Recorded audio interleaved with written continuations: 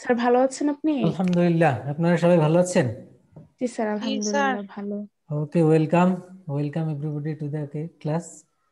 And today we are going to start in first chapter a new topic, that is tax structure in Bangladesh. বাংলাদেশের tax স্ট্রাকচারটা কেমন, এটা আজকে আমরা একটু দেখব। আমরা তো জানি যাদের ট্যাক্সের আওতায় আছে যারা, তারা ট্যাক্স দিতে হয়, কিন্তু এই মানে কারা দিবে, কত টাকা ইনকাম হলে দিবে, কাদের দিতে হবে না, টোটাল স্ট্রাকচার নিয়ে আমরা একটু প্রথমেই দেখব। It is very much practical. যাদের ইনকাম রয়েছে তাদের জন্য এটি গুরুত্বপূর্ণ। তো ফার্স্ট অফ অল, আমাদের দেশের যে ট্যাক্স স্ট্রাকচার সেটি আপনাদের যেটি জানতে হবে, যেটি প্রতি বছর বাজেটে স্ট্রাকচার চেঞ্জ হয়। তো এবছরের বাজেট বলতে আমাদের fiscal year 2001 fiscal year end calendar ইয়ারের মধ্যে ডিফারেন্স জানেন সবাই। Calendar year starting from January to December and fiscal year starts from July to June. তো বর্তমান ফিসকাল ইয়ার কোনটা, সেটি হলো 2020 and 21। তার মানে এটি শেষ হবে কবে?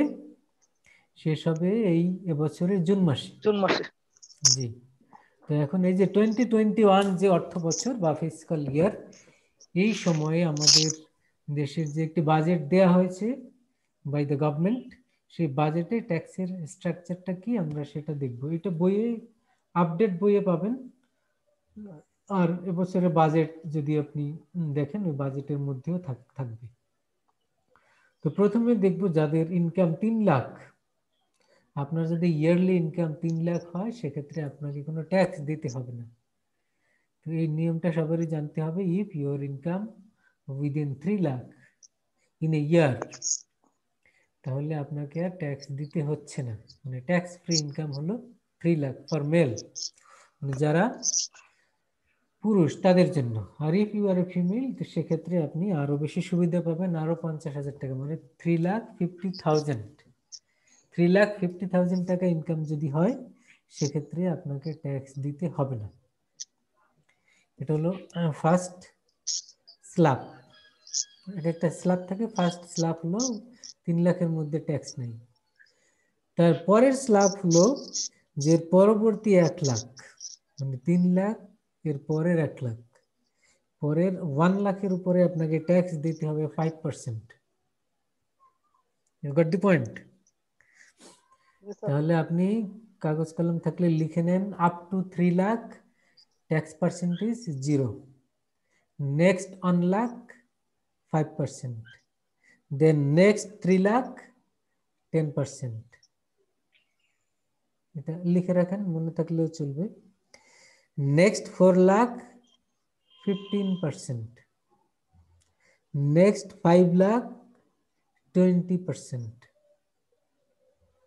Sir next 1 lakh tax percent হচ্ছে 5, next 3 lakh 3 lakh 10%, next 4 lakh 15%, next 5 lakh কত 20%, 20%। and above এর পরে যা থাকবে, এর পরে ইনকাম হলে সেটা হবে 25%। 5 লাখে হচ্ছে 20%, রাইট স্যার? এবং এর চেয়ে বেশি, মানে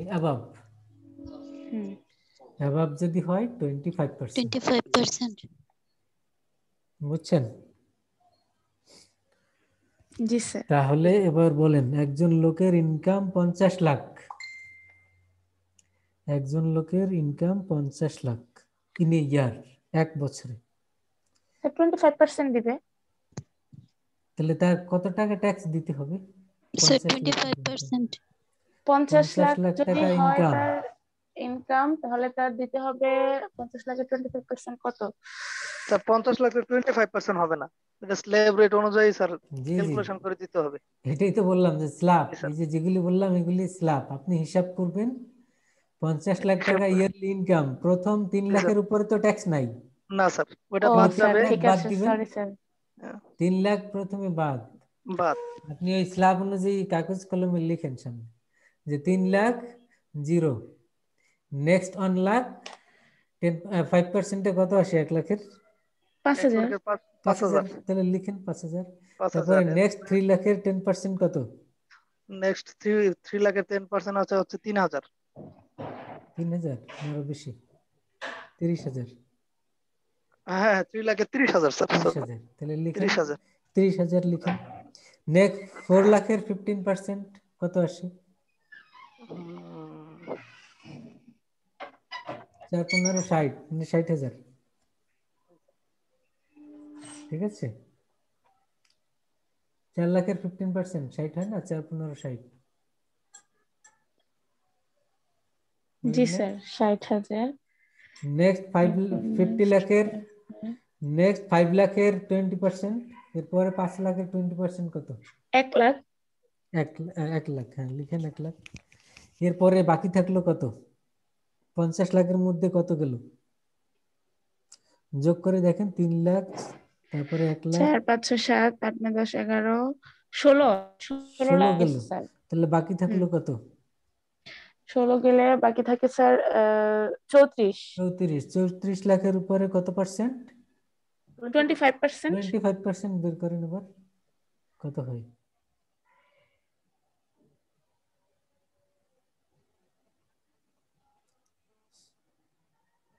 ক্যালকুলেটর নেই? ক্যালকুলেটরটা কই?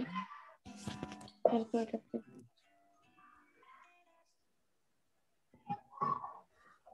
আসসালামু আলাইকুম।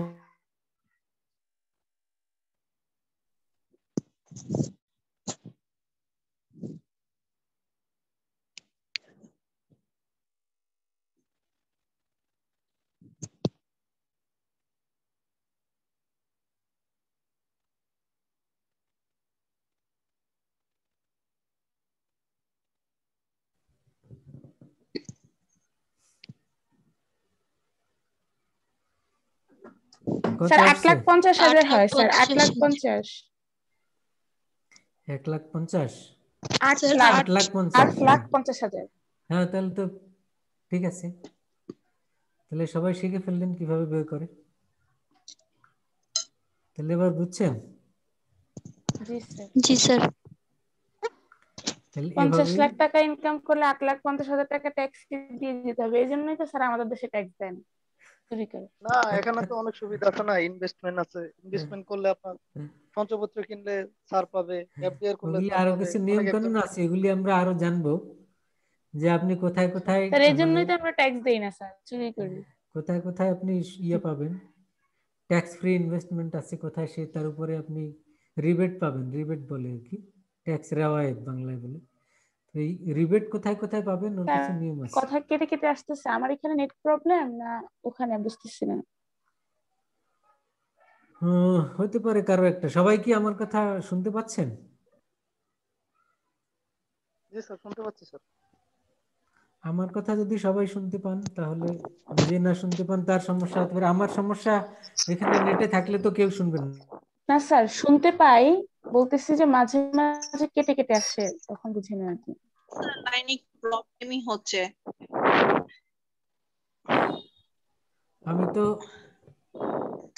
আমি তো মিউট করা ছিলাম। এবার জি শুনতে স্যার স্যার পাচ্ছেন? আপনি দেখেছি। আপনি বলেন স্যার। জি, তো একজনের সাথে ফোনে কথা বলছিলাম তো ওই জন্য। যাই হোক, যেটি বললাম, আমাদের দেশের যে ট্যাক্স স্ট্রাকচার, এখানে এটি হলো জেনারেল নিয়মটা আমরা জানলাম যে এটি কিভাবে ক্যালকুলেট করে। এর আরো ডিটেলস আরো অনেক কিছু আছে, সেগুলি টাইম টু টাইম আমরা জানবো। আরো একজন স্টুডেন্ট, সে হয়তো নক করতেছে, জয়েন করতে পারছে না। আমি একটু ওকে লিঙ্কটা দিই, তারপরে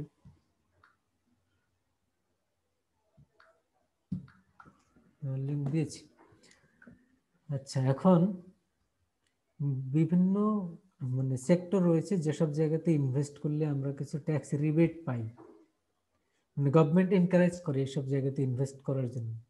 যেমনি if you have fixed deposit মানে ডিপিএস, ডিপিএস যদি থাকে তার উপরে এটি পাওয়া যায়। তারপরে শেয়ার মার্কেটে যদি ইনভেস্ট থাকে, তারপরে সেভিংস সার্টিফিকেট, এরকম বিভিন্ন ক্যাটাগরি থাকে। এক এক বছর এই লিস্টটা তারা মানে আপডেট করে দেয়। তারপরে কোথাও যদি আপনি ডোনেট করেন, মনে করেন ফর এক্সাম্পল মুক্তিযুদ্ধ জাদুঘর, আহসানিয়া মিশন, ক্যান্সার হসপিটাল, এরকম বিভিন্ন জায়গাতে ডোনেট করলে তার উপরেও আবার একটা ট্যাক্স রিবেট পাওয়া যায়, মানে আপনাকে ওই ক্ষেত্রে একটি ছাড় দেওয়া হয় ট্যাক্সের।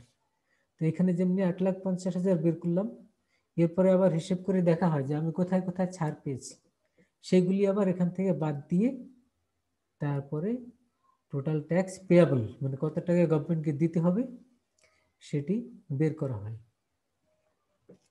ওকে,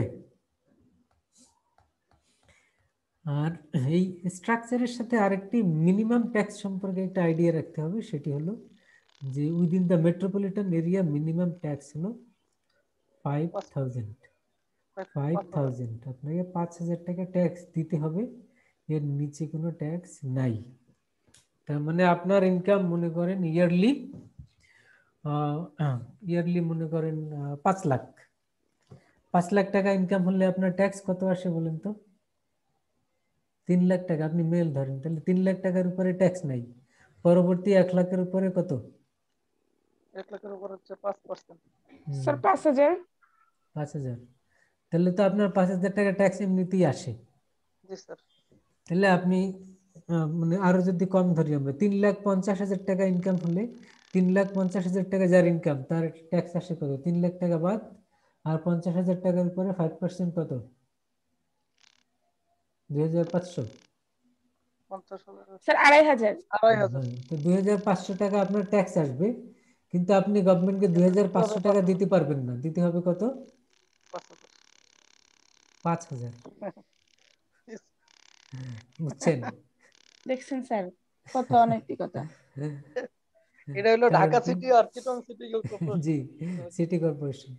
তো 5,000 টাকার নিচে ট্যাক্স নাই, এই কারণে আপনার যদি 2,000 টাকা ট্যাক্স আসে, 1,000 টাকা আসে, আপনাকে দিতে হবে 5,000 টাকা। এটি হলো এজন্য আমরা কলেজে মিনিমাম থাকবি না। মিনিমাম ট্যাক্সেশনের এটি হলো আরেকটা রুলস। এখন আপনি যদি বলেন ট্যাক্স দিব না, কিন্তু ইফ ইউ হ্যাভ মানে 3 number TIN, tax identification number, if you have, আর আপনি যদি রিটার্ন সাবমিট না করেন, দেন ইট ইজ এ মানে কি, এটা একটি অপরাধ। তো এর জন্য আপনাকে হয়তো যদি আপনি ধরা পড়েন, আপনাকে শাস্তি দিবে, আপনার বিরুদ্ধে মামলা হবে, ট্যাক্স ফাঁকির মামলা, আপনাকে লেটার দিবে আপনি ট্যাক্স দিচ্ছেন না। আর আপনি যদি কোনো মানে কি বলে রিনাউন্ড পারসন হন, ওয়েল নোন পারসন হন, পাবলিক ফিগার হন, তাহলে তো দুদক আপনার বিরুদ্ধে মামলা করে আপনাকে মানে এটা মিডিয়ায় চলে আসবেন, মানে বিশাল কিছু একটা হয়ে যাবে।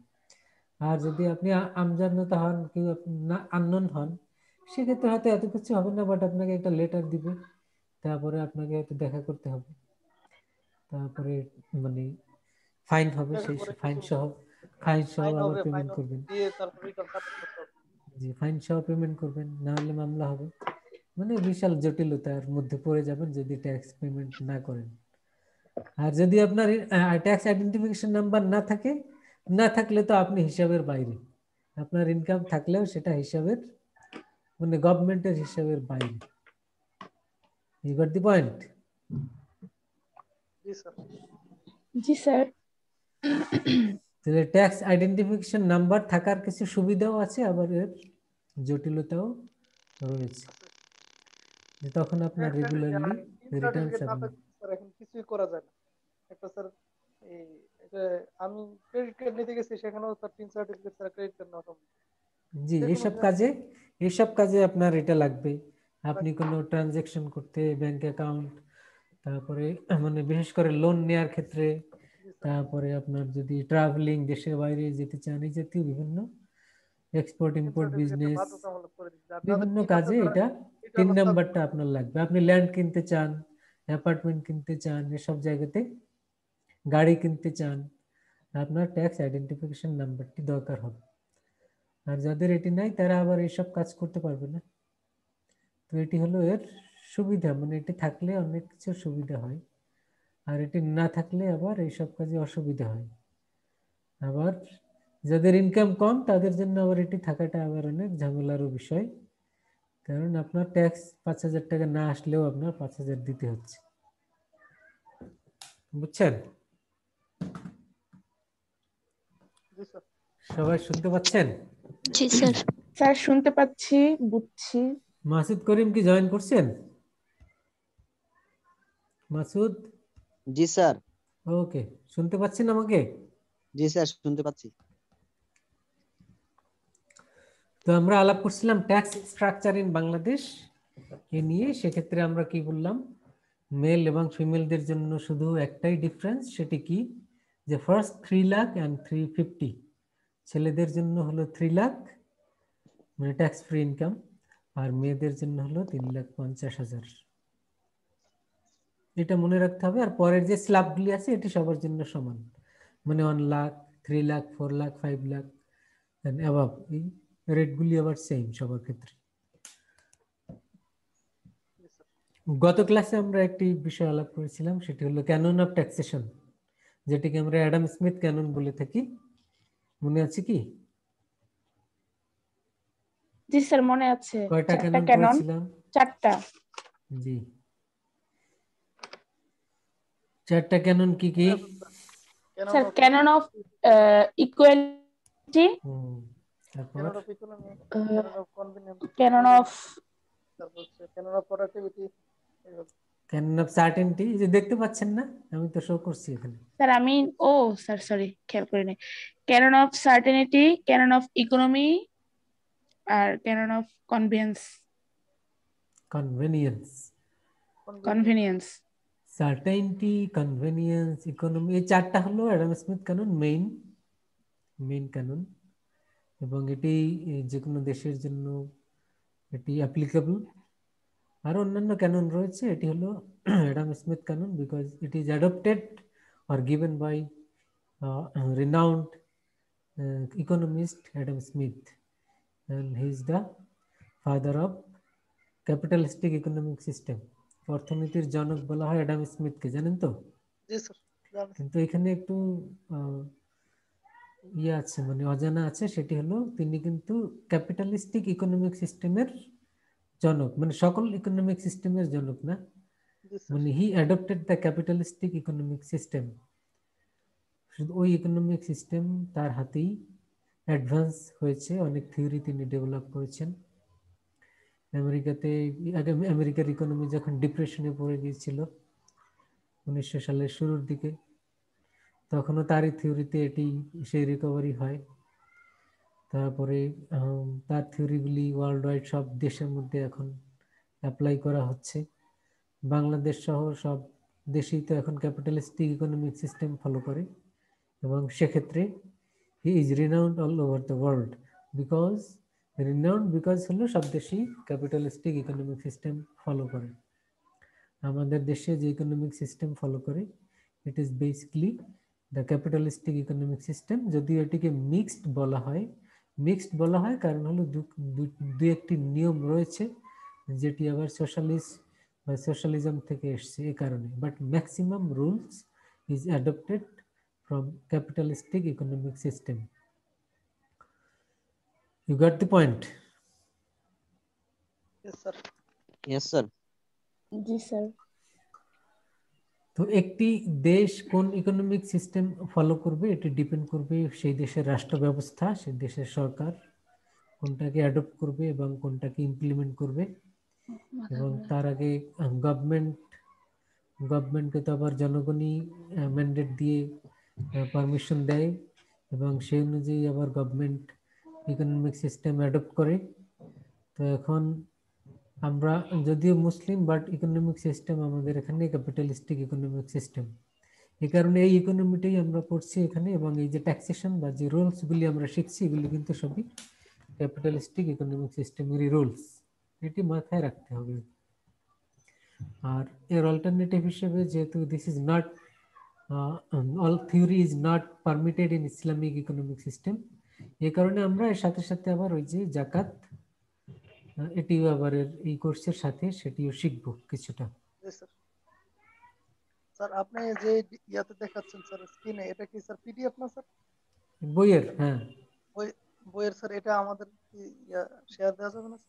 এটা দেওয়া যাবে, কিন্তু এটা পুরনো বই, মানে এই আপডেট না। যেগুলি থিওরিগুলি তো সব ইসেই মিলবে, কিন্তু যেগুলি ডেটা আছে বা ইয়া আছে রুলস, ওগুলি আবার মিলবে না। এই জন্য বই আপডেট বইটাই থাকলে আপনার সুবিধা হবে। কিন্তু এই যে দেখেন এখানে মনে করেন স্ল্যাব একটা মিলতেছে না। এই ইয়েগুলি ডেটাগুলি মিলবে না, কিন্তু স্যার মনে এর করেন আপডেট কি স্যার এরকম পিডিএফ ফাইল পাওয়া যাবে স্যার? না, এটা তো বইয়ের মানে বই থেকে ছবি তোলা আর কি, ও আচ্ছা আচ্ছা, বইয়ের পেজ আর কি এগুলি। জি স্যার বুঝতে পারছি। যেই করছে স্যার অনেক কষ্ট করে করছে, পুরোটা স্ক্যান করে রাখি। আমরা তো আর পুরো বই পড়বো না, যে চ্যাপ্টারগুলি পড়বো আমরা। স্যার আমরা যতটুকু পড়ি আপনি কি আমাদের স্যার কাইন্ডলি ছবিটা গ্রুপে দিয়ে দিতে পারবেন? এটা তো আপনাদের যে কারো বই থাকলে আপনি একজন শেয়ার করে দিতে পারবেন, আমার কাছে আছে এগুলি, তো বললাম এগুলি হলো আপডেট না। Okay sir. কিন্তু যেগুলি থিওরি এগুলি আবার সব বইয়ে সেম, মানে এই characteristics of a good tax system, এটি আপনি পুরনো বই নতুন বই সব জায়গায় এগুলি সেম। জি স্যার। ওরকম কিছু টপিক আছে এগুলি আবার মানে সবই সেম।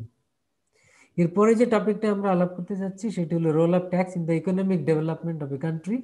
আর এখানে কান্ট্রি বলতে আমরা বাংলাদেশের পার্সপেক্টিভে চিন্তা করব যে what is the role of tax in the economic development of Bangladesh. বাংলাদেশের ইকোনমিক ডেভেলপমেন্টের ক্ষেত্রে ট্যাক্সেশনের রোলটা কি, ভূমিকা কি, সেটি আমরা দেখব। So first of all, if we talk about the optimum allocation of available resources in Bangladesh and in many developing country or least developing country, main problem is the allocation of resources, because the resources is not allocated or distributed equitably or properly. সম্পদের সুষম বন্টন এটি হচ্ছে না, এটি আমাদের সোসাইটির একটি বড় সমস্যা। শুধু আমাদের সোসাইটি না, যেসব দেশে এই ইকোনমিক সিস্টেম ফলো করে সেখানেই এই সমস্যাটি রয়েছে, যেখানে ধনী আরো দিন দিন ধনী হয়, গরিব আরো দিন দিন গরিব হয়। তো এটি কেন হয় তার বিশদ ব্যাখ্যা রয়েছে, but this is the output of capitalistic economic system. যে ধনী কেন আরো ধনী হচ্ছে, গরিব কেন আরো গরিব হচ্ছে, এটি যদি শর্টলি আমরা বললি, এক কথায় বললে, আমাদের দেশে যে ফাইন্যান্সিয়াল ইনস্টিটিউশনগুলি রয়েছে, মনে করেন ফর এক্সাম্পল ব্যাংক। ব্যাংক কি করে?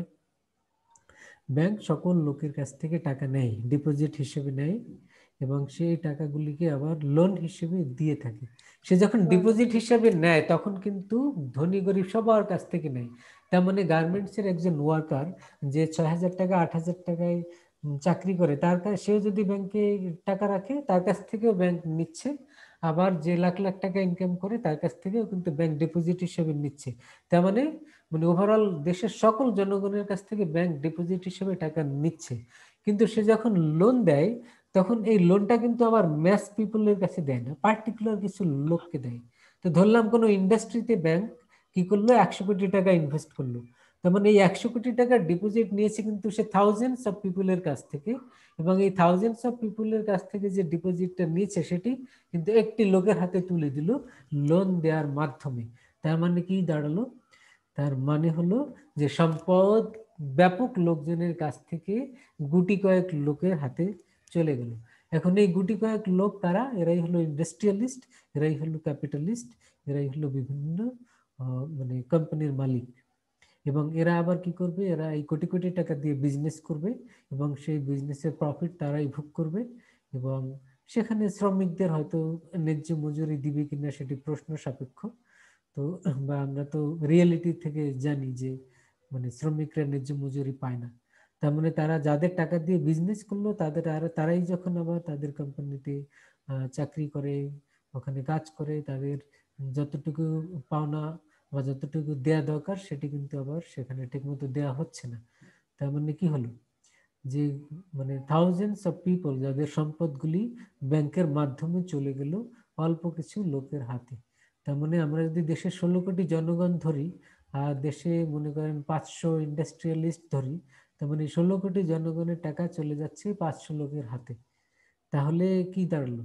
যে সম্পদ একটি জায়গাতে গচ্ছিত হচ্ছে, কিছু লোকের হাতে গচ্ছিত হচ্ছে, এবং এই লোকগুলোই যেহেতু industrialist, they are the capitalist, they are the powerful, they hold the capital of the country and they influence the government, and sometimes directly they rule the country or indirectly they have influence on the government, and they sometimes motivate or influence the government to adopt policy. In policy making they have influence, তো এই ইনফ্লুয়েন্সগুলি তারা বিভিন্নভাবে করে, এই জন্য বলা হয়ে থাকে যে এটা ডিরেক্টলি অথবা ইনডাইরেক্টলি এই ক্যাপিটালিস্টরাই একটি দেশকে রুল করে। আর এই কনসেপ্ট থেকে মূলত এই সিস্টেমটার নাম হয়েছে ক্যাপিটালিজম, যেখানে যারা ক্যাপিটালের মালিক তারাই রুল করে, তারাই ইকোনমিকে কন্ট্রোল করে, এবং সেখানে ম্যাক্সিমাম পিপল আর যারা ম্যাস পিপল তারা কি হয়, ডিপ্রাইভ হয়।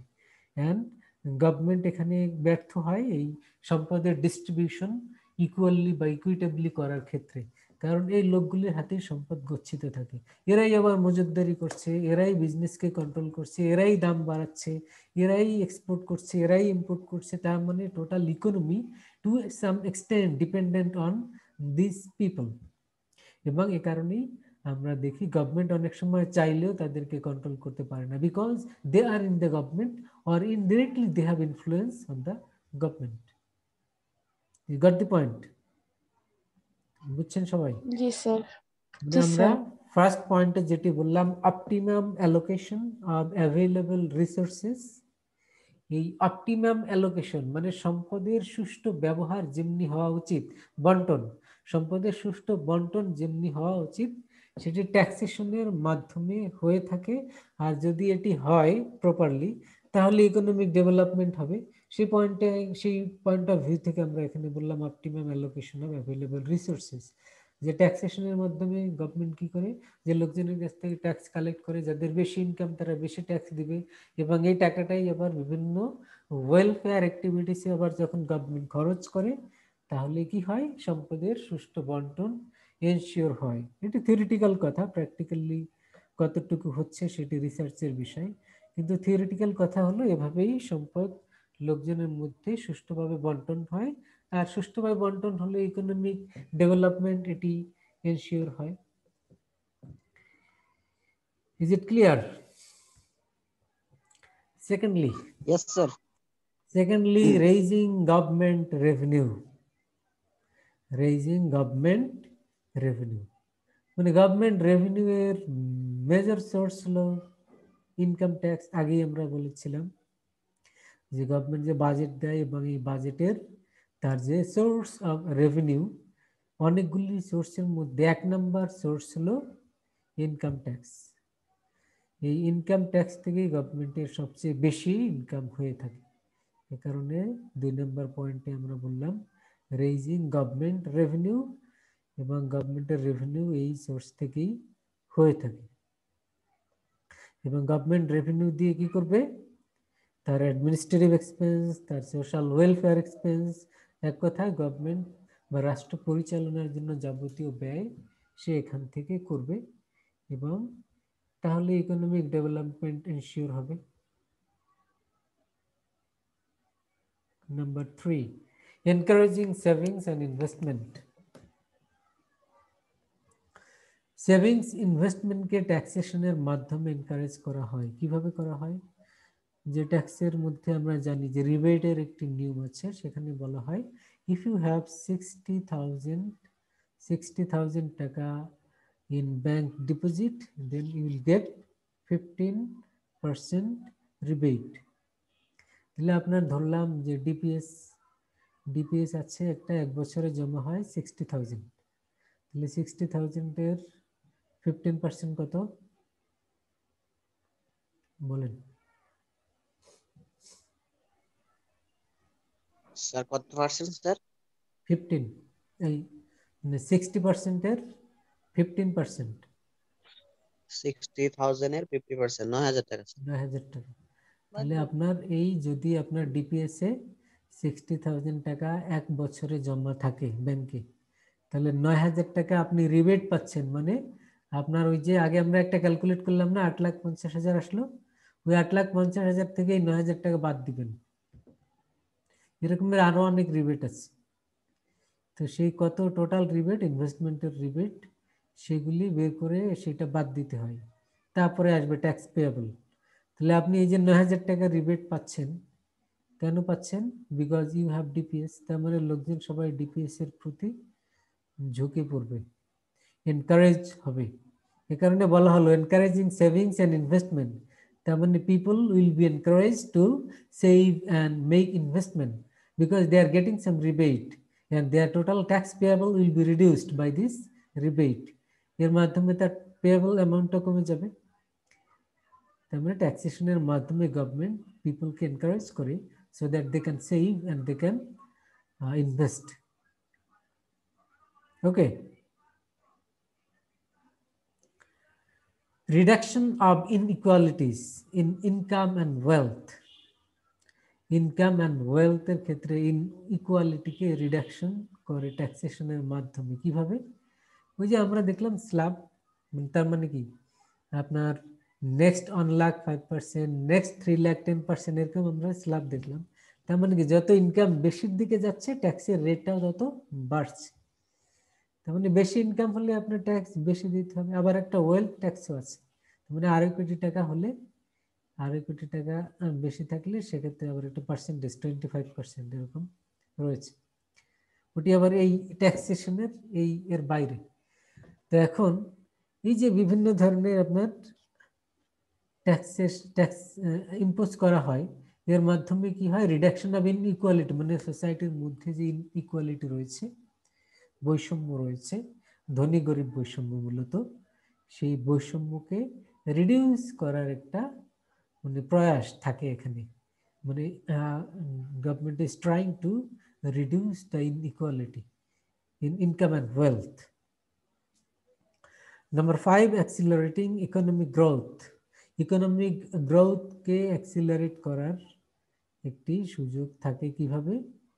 এই যে ইনভেস্টমেন্ট বেশি হবে, ইনভেস্টমেন্ট যদি বেশি হয় সেক্ষেত্রে প্রোডাকশন হবে।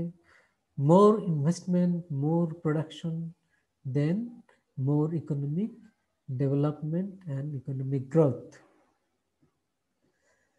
দেন প্রাইস স্টেবিলিটি। প্রাইস স্টেবল মানে জিনিসপত্রের দাম স্থিতিশীল থাকা, এটি আরেকটি মানে অবজেক্টিভ থাকে, জিনিসপত্রের দাম যাতে ফ্লাকচুয়েট না করে। কারণ আমাদের দেশে দেখি ইনফ্লেশন অনেক বেশি, আর ইনফ্লেশনের কারণে কি হয়? জিনিসপত্রের দাম বেড়ে যায়। ইনফ্লেশন বলতে কি বোঝায়? প্রাইস হাইক, টাকার পারচেজিং পাওয়ার কমে যাওয়া, অথবা জিনিসপত্রের দাম, price of the daily commodities increases or the purchasing power of money decreases, এটি হলো ইনফ্লেশন। তো এখানে আন্ডার ডেভেলপ কান্ট্রি, এখানে গভর্নমেন্টের রোল থাকে, কি রোল থাকে? টু মেনটেন প্রাইস স্টেবিলিটি, যে জিনিসপত্রের দাম যাতে স্থিতিশীল থাকে। Number 7, control mechanism. এটি একটি কন্ট্রোল মেকানিজম। কন্ট্রোল মেকানিজম কিসের? To check inflation, consumption of liquor and luxury goods, and to protect the local poor industries from the uneven competition. Control mechanism কেন? কারণ দেখবেন গভর্নমেন্ট বিভিন্ন সময় ট্যাক্স রেট বাড়ায় কমায়। যে ইম্পোর্ট ডিউটি বাড়িয়ে দিল, ইম্পোর্ট ডিউটি বাড়িয়ে দিল কেন? if we import luxury item import করলে সেক্ষেত্রে বেশি ট্যাক্স দিতে হবে, তাহলে লোকজন আর লাক্সারি আইটেম ইম্পোর্ট করবে না, দেশের প্রোডাক্টগুলি বেশি ইউজ করবে। তো এরকমের এটা একটা কন্ট্রোল মেকানিজম, যে বাইরের দেশের প্রোডাক্ট যদি আপনি ইউজ করতে চান বেশি খরচ হবে, কারণ ইম্পোর্ট ডিউটি বেশি, তার চেয়ে দেশের প্রোডাক্ট ইউজ করা ভালো।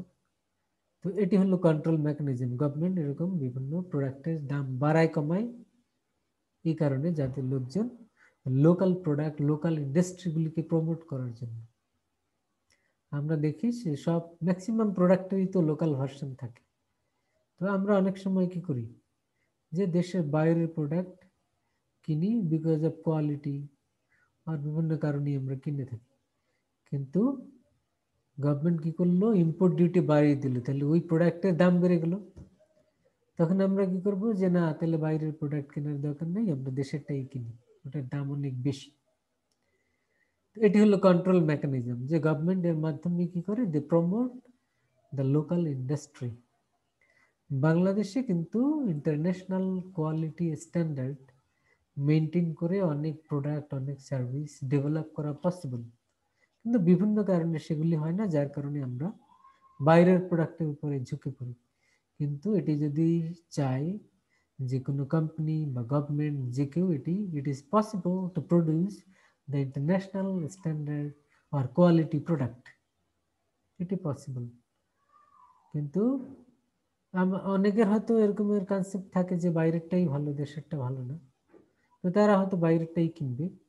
তো তখন গভর্নমেন্ট ওগুলির প্রাইস হয়তো বাড়িয়ে দেয়, তখন আলটিমেটলি লোকজন বেশি দাম দিয়ে সবাই আর কিনে না এবং দেশেরটাই কিনে। তারপরে এই যে লিকারের কথা বলা হলো, মানে মদ, এরকমের এগুলির ইম্পোর্ট ডিউটি অনেক বেশি, যার কারণে দেশের বাইরে ইউরোপে আমেরিকাতে মদের যে প্রাইস আর বাংলাদেশে অনেক বেশি বেশি দাম দিয়ে কিনতে হয়। তো because the government discourage people to purchase, মানে গভর্নমেন্ট এটাকে হারাম করে না, এটাকে নিরুৎসাহিত করে, যেগুলি না কেনাই ভালো, যাদের টাকা আছে ওরা কিনুক। যারা গুলশান বনানীতে থাকে ওরা বেশি বেশি ইনকাম করে, ওরা বেশি বেশি লিকার খাক, আর ওরা আবার লিভার সিরোসিসে মারা যাক, দেশের বাইরে হসপিটালে ট্রিটমেন্ট নিক, ওদের তো টাকা পয়সা আছে। আর যারা টাকা পয়সা নাই ওরা যাতে না কিনে এই জন্য বেশি ইম্পোর্ট ডিউটি দিয়ে দাম বাড়িয়ে দেয়। কিন্তু এই লিকারগুলি আবার দেশের বাইরে কিনতে খরচ অনেক কম, বাংলাদেশে কিনতে খরচ অনেক বেশি। But it is not band in Bangladesh, বা ট্যাক্স দিয়ে, ট্যাক্স ইম্পোজ করে দাম বাড়িয়ে দিয়ে ডিসকারেজ করা হয়। বুঝছেন? শুনতে পাচ্ছেন? জি স্যার, শুনতে পাচ্ছি স্যার। তো আমরা ইকোনমিক ডেভেলপমেন্টের ক্ষেত্রে ট্যাক্সেশনের রোলটা কি, মানে কিভাবে ভূমিকা পালন করে সেটা আমরা এখানে দেখলাম। যে ওয়েলথের ডিস্ট্রিবিউশন করবে, তারপরে প্রাইস হাইক, ইনফ্লেশন কন্ট্রোল করবে, কন্ট্রোল মেকানিজমের মাধ্যমে দেশীয় ইন্ডাস্ট্রিকে প্রোটেক্ট করবে। তার মানে taxation is a system by which the government can ensure the economic development of Bangladesh. If, এখানে ইফ বলতে হয় এই জন্য বিকজ সবকিছু যদি, এখানে তো থিওরিটিক্যাল, এগুলি প্র্যাকটিক্যালি যদি হয়, if everything is implemented what is written in the book or what is in theory, if it is in practice, then it may be possible to ensure development to some extent. কিন্তু theory আর practice তো বাংলাদেশে অনেক fur difference.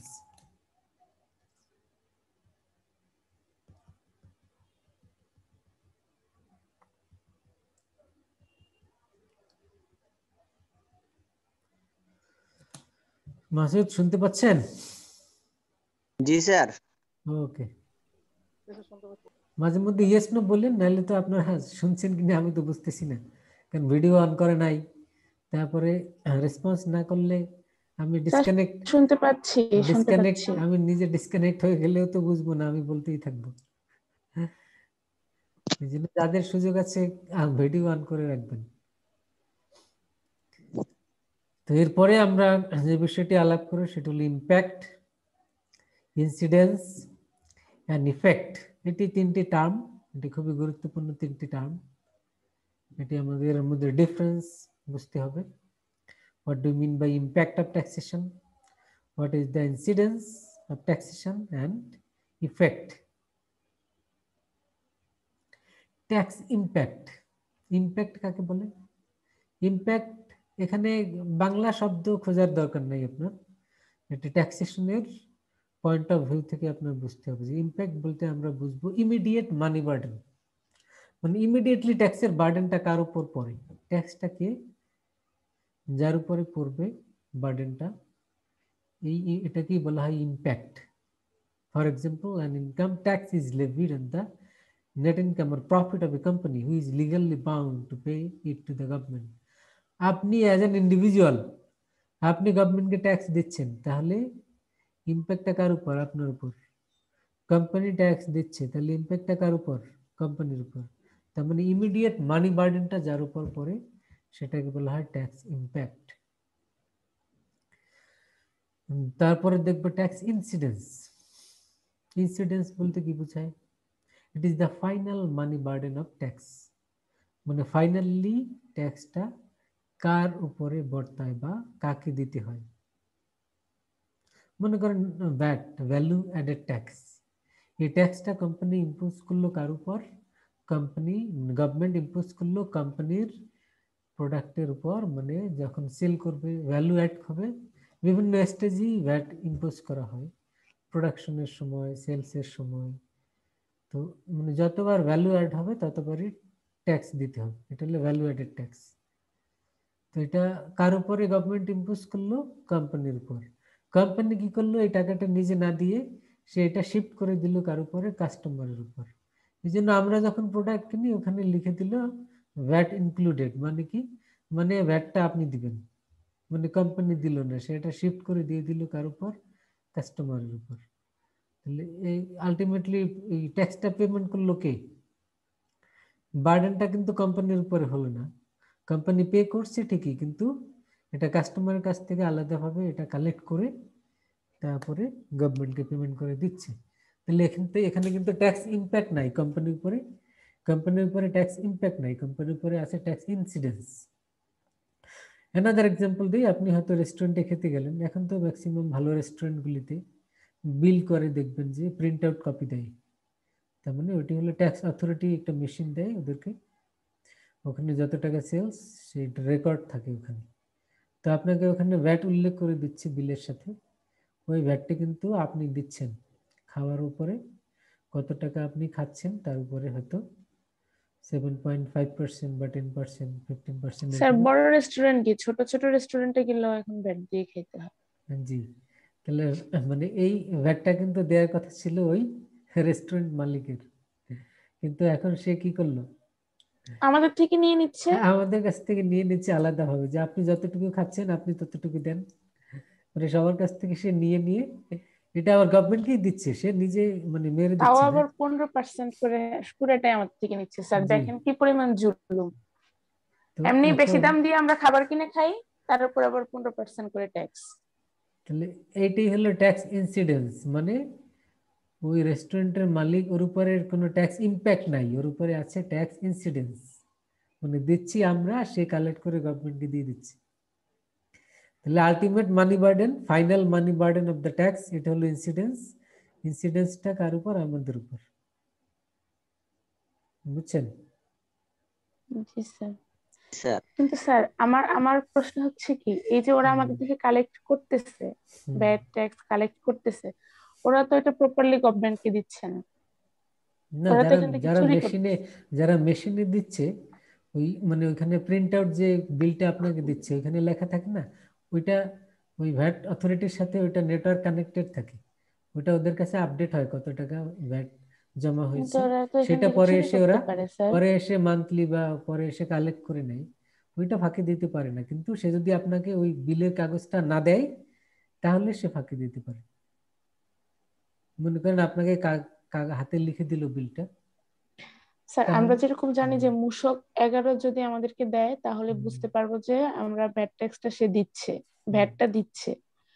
আর যদি print out দেয় ওখানে তো সে sir ঝামেলা করতে পারে।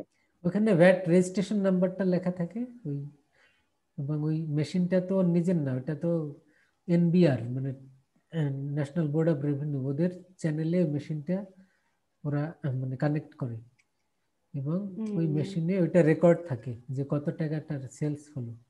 কিন্তু তাহলে যেমন স্যার অনেক রেস্টুরেন্টে ভ্যাট দেওয়ার পরে যদি বলি যে মূসকটা দেন তারা দেয়, আবার অনেক রেস্টুরেন্টে চাইলে এটা দেয় না, তাহলে এটা কেন করে? যদি না দেয় তার মানে ওটা ওরা ফাঁকি দিতে পারে। ওদেরকে বলি যদি যে মূসক 11টা দেন, অনেকেই দেয়, অনেকে দিতে চায় না, যে ওই আপনাকে যেটা দিয়েছি ওটাতেই আমাদের ভ্যাট উল্লেখ করা থাকে, মূসক 11 আমাদের দিতে হবে না, এই সেই হ্যান ত্যান দুনিয়ার বললো। না, সেক্ষেত্রে হয়তো ওই তার মানে কাগজে কাগজে হয়তো লেখা থাকে সবকিছু ডিটেলস, ওই কারণে হয়তো আলাদাভাবে না দিতে পারে। কিন্তু যদি আপনার ওই বিলটা ওরা ম্যানুয়ালি করে সেক্ষেত্রে ফাঁকি দেওয়ার সুযোগ থাকে। আমি তো একবার স্যার রাগ করে ভাবছিলাম যে ফোন দিব, আচ্ছা, তারপর আর দিইনি। স্যার জি স্যার আমাদের ফিজিক্যালি ক্লাস কবে হবে স্যার? আমরা তো আর এমনিতে স্যার আর ভালো লাগতেছে না স্যার। কি বলেন, সবাই তো আরো এনজয় করতেছে, ক্যাম্পাসে কষ্ট করে যাওয়ার দরকার কি, এইভাবেই থাকুক। সেটাই স্যার, আমার তো কি মনে হচ্ছে জানেন, হ্যাঁ আমরা যখন ফিজিক্যালি ক্লাস করব তখনও আবার হয়তো ভার্সিটি গুলা দুইটা অফার করবে, যে একটা ফিজিক্যালি একটা অনলাইন। তাই তো, এটা অফার করতেই হবে, কারণ অনেকে আসতে চাইবে না, বলবে অনলাইনে অফার করলে আমরা আছি। সেটা আমার এরকমই মনে হচ্ছে, যে মনে হয় এরকমের অনলাইন অফার করবে এরকমের পরবর্তীতে। কিছু স্টুডেন্ট পাওয়া যাবে যারা হয়তো বলবে যে অনলাইনে যদি অফার করেন তাহলে আমরা আছি। স্যার সেই ক্ষেত্রে কিন্তু জি স্যার কষ্ট স্যার, কমে গেছে, হ্যাঁ সময়টা কম খরচ হচ্ছে, ওইটাও ঠিক আছে স্যার। সময় সেভ হচ্ছে, অনেক কিছু হচ্ছে, অনেক কিছুই সুবিধা, আসলে সব জিনিসেরই সুবিধা অসুবিধা দুটাই থাকে। হ্যাঁ সেটাই আর কি। তো খুবই লজিক্যাল। কিন্তু স্যার ম্যাথমেটিক্যাল যে টার্ম গুলো থাকে ওগুলো বুঝতে একটু মানে কঠিন মনে হয় আর কি। সেটা তো কিছুটা সমস্যা হতে পারে, ওইটা আমরা আরো এফেক্টিভলি কিভাবে করতে পারি সেই চিন্তা করতে হবে, যতদিন ফিজিক্যাল ক্লাসরুমে না যাই, যে আরো স্যার এই কিভাবে। সেমিস্টার যদি শেষ হয়ে যায় তাহলে স্যার স্যার এমবিএ তো আপনি কিছুটা সমস্যা অনলাইনে কেন শেষ হয়ে হয়, যাবে। হুম, বলেন।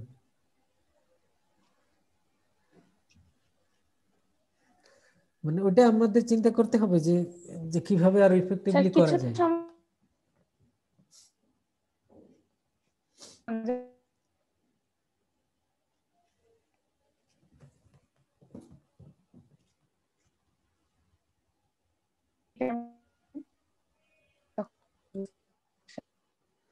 আপনার কথা আর শুনতে পাচ্ছি না, হয়তো নেটওয়ার্কের সমস্যা।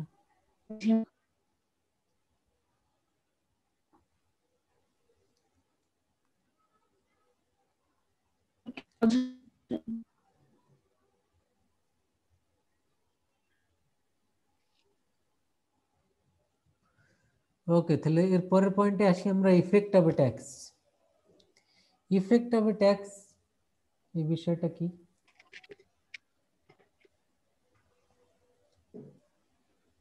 দেখতে পাচ্ছেন?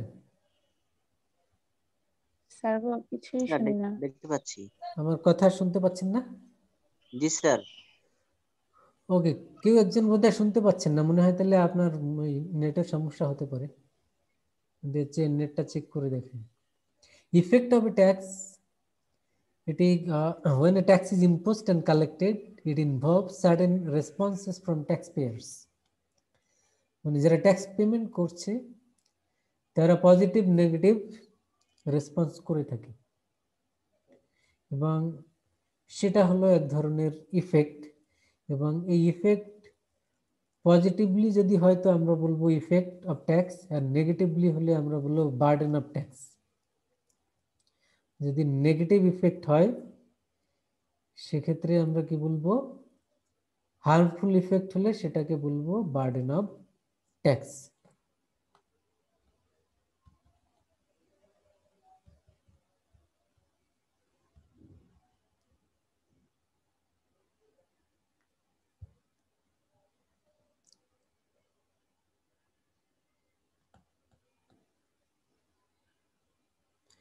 Effect of tax can be both beneficial and harmful. এই যে লাস্ট সেন্টেন্সটা দেখেন, effect of A tax can be both beneficial and harmful. মানে ট্যাক্স দাতারা বেনিফিশিয়াল হতে পারে, হার্মফুল হতে পারে। এবং হার্মফুল ইফেক্ট যদি হয়, that will be referred to as the burden of that tax. তাহলে ট্যাক্স বার্ডেন কাকে বলবো আমরা সহজে মনে রাখবো, it is the negative or harmful effect of tax. তাহলে তিনটা আমরা এখানে টার্ম শিখলাম, একটা হলো ইম্প্যাক্ট, একটা হলো ইনসিডেন্স, আর একটা হলো ইফেক্ট। আমি আবারও একটু মানে ডিফারেন্সিয়েট করি। ইম্প্যাক্ট হলো ইমিডিয়েট মানি বার্ডেন, যাকে আসলে ট্যাক্সটা দিতে হচ্ছে। আর ইনসিডেন্স হলো আলটিমেট বা ফাইনাল মানি বার্ডেন, মানে ফাইনালি যে দিচ্ছে। আর ইফেক্ট, ইফেক্ট হলো মানে response from the tax pairs, either positive or negative, and it may be beneficial or harmful, and harmful effect is the money a burden of tax. মনে থাকবে?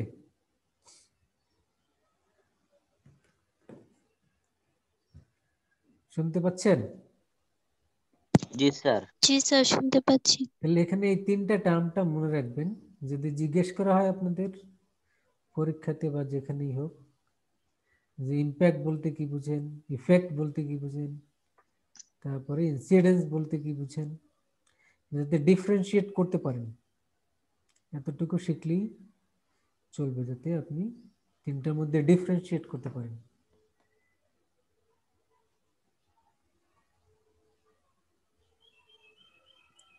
Tax shifting এটি আলাদা একটি term, এটি একটু দেখবো আমরা।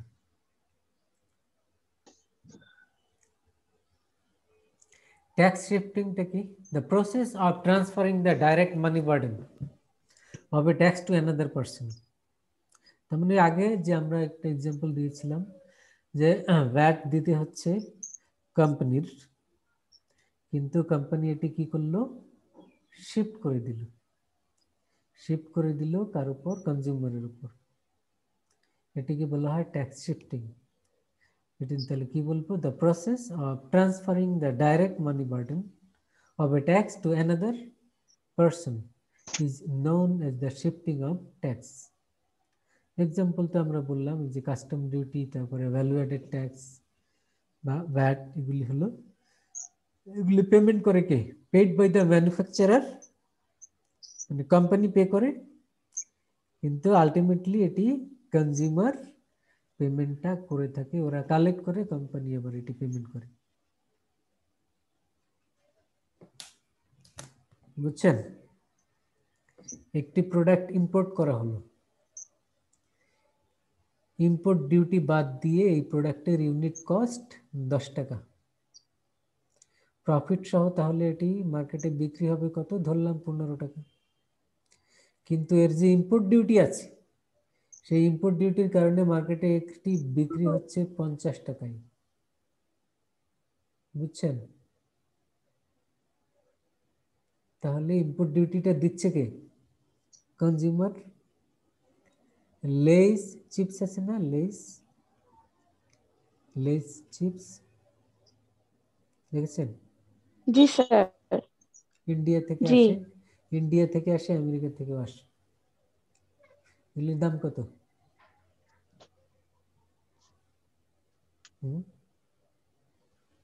প্রাইস কত? স্যার আমি নিজে তো কখনো কিনি না, কেমনে দাম বলবো? তাহলে হুদা নিজে না কিনলে দাম জানা যাবে না। আচ্ছা, মনে করেন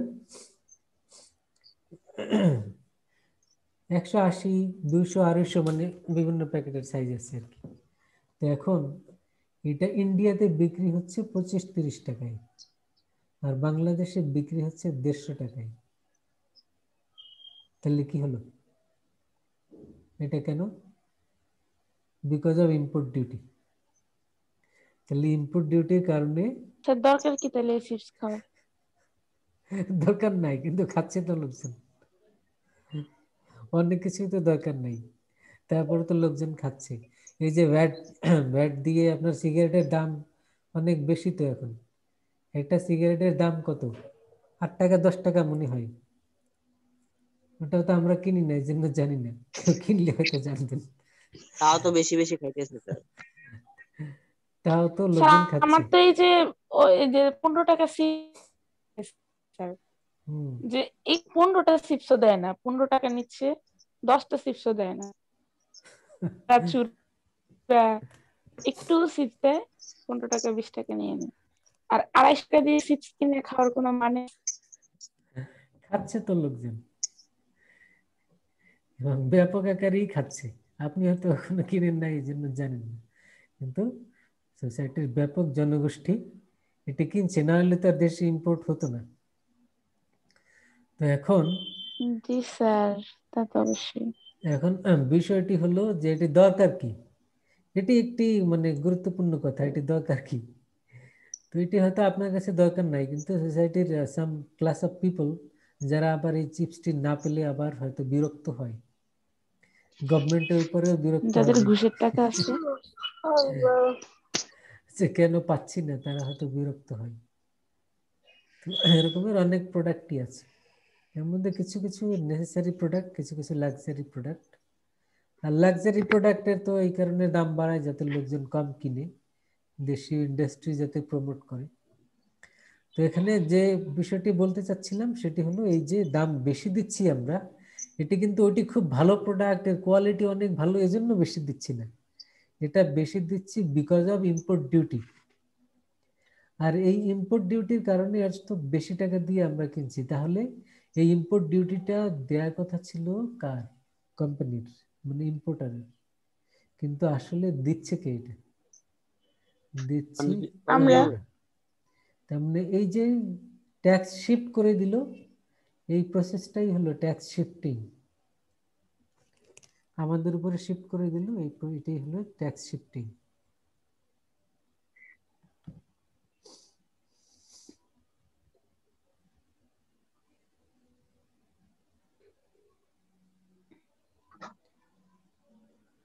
ট্যাক্স শিফটিং এর আবার বিভিন্ন প্রকার ভেদ আছে, তো ডিটেলসে আমরা যাচ্ছি না, শুধু আপনাদের এতটুকু মনে থাকলে চলবে যে ট্যাক্স শিফটিংটা কি, কাকে বলে, কিভাবে হয়।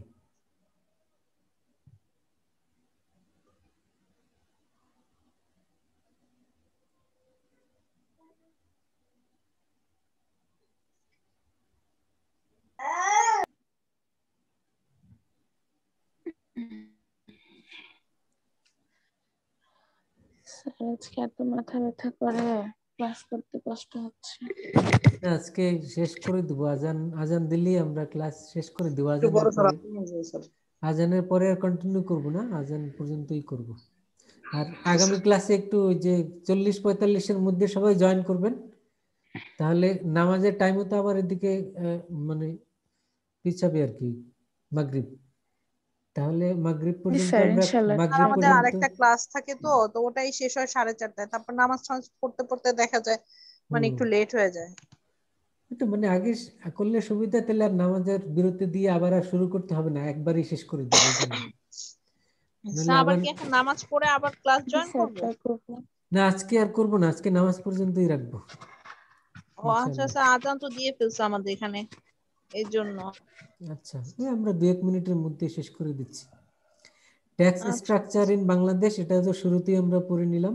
তার মানে ফার্স্ট চ্যাপ্টারে যে টপিকগুলি ছিল মোটামুটি আমরা এই পড়লাম, এই টপিকগুলি হলো বইয়ের ফার্স্ট চ্যাপ্টারে।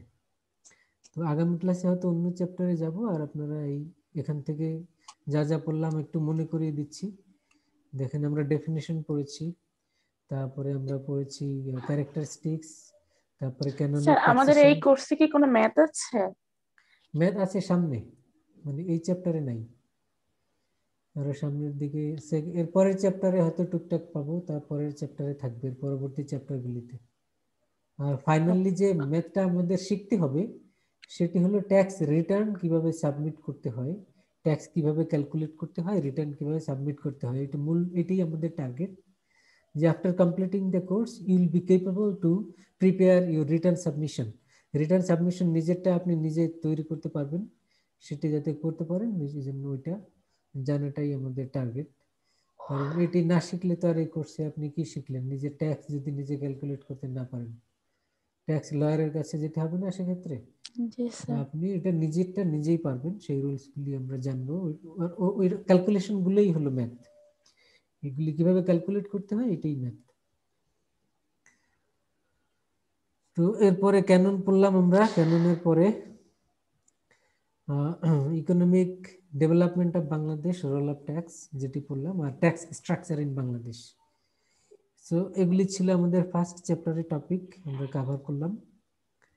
তো আপনারা এই ক্লাসটা তো ইসে থাকবে অনলাইনে, আপনারা পরবর্তীতে দেখে নিতে পারবেন, আর বই থেকে একটু দেখবেন যেগুলি আমরা পড়লাম।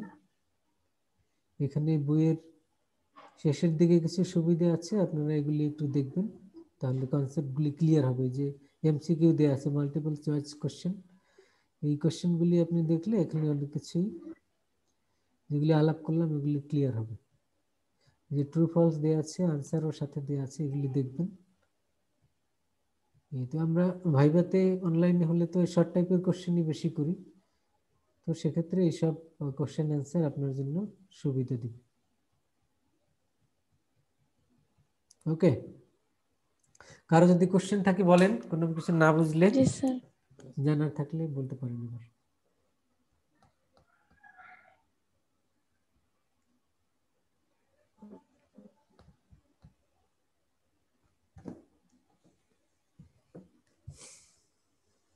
তাহলে আজকে আমরা শেষ করতে পারি জি স্যার।